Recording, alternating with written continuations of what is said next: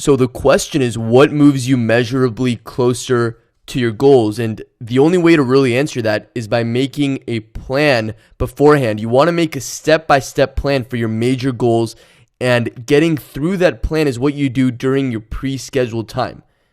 And something else that's really important is you want to make sure that everything on that plan is really getting you measurably closer, because a lot of the time we put steps on there that don't move us in a straight line forward, but they move us just a little bit forward, but a lot to the left or the right, just tangentially, so to speak.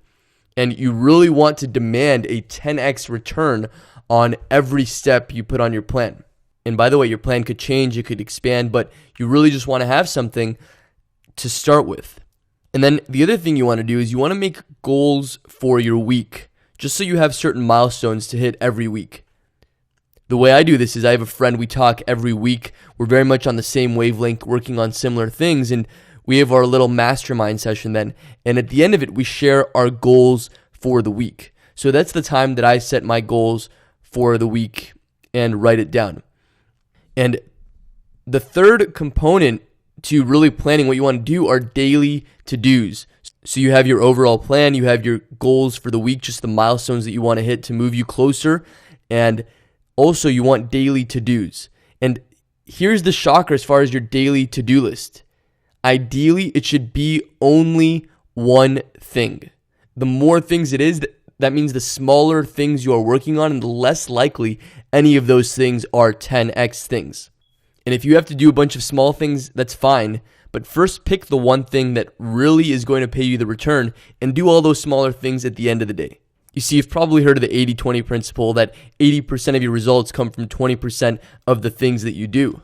But you could even take that further and just demand, what is the one thing that I can do today that will give me the biggest return?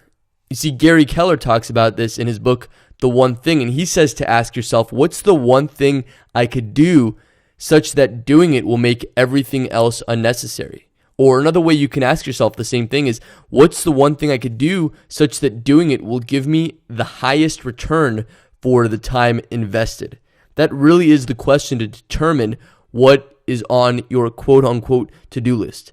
And while we're on the topic, there's something else I want to share with you, which is probably the most important thing I can share with you as far as time management goes.